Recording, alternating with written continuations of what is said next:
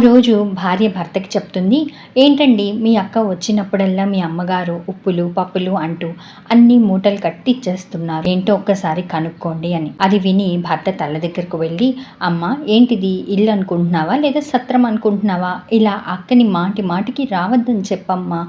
మా ఆవిడకి అస్సలు నచ్చట్లేదు" అని అంటాడు. దూరం నుంచి ఆ మాటలు విన్న అక్క బాధపడుతూ అక్కడి నుంచి వెళ్ళిపోతుంది. కొన్ని రోజులకి తన కొడుక్కి ఏదో పెద్ద జబ్బు చేసి హాస్పిటల్లో చేర్పిస్తాడు. తెలిసిన వాళ్ళందరికీ ఫోన్లు చేసి అడిగినా ఎక్కడ ఆపరేషన్కి సరిపడా డబ్బు దొరకదు. ఏం చేయాలో తెలియని పరిస్థితుల్లో బాధపడుతూ ఉండగా ఈలోపు విషయం తెలుసుకొని హాస్పిటల్ దగ్గరికి తన అక్కే వచ్చి తన గాజులిచ్చి పిల్లాడికి ముందు వైద్యం చేయించమని చెప్తుంది. అప్పుడు భార్య చెప్పిన మాటలు విని అక్కని ఎంత బాధ పెట్టానో తెలుసుకొని చాలా బాధపడతాడు. అప్పుడు తెలిసింది అమ్మ పోతూ పోతూ అక్కలో నన్ను చూసుకోమని ఎందుకు చెప్పిందా అని.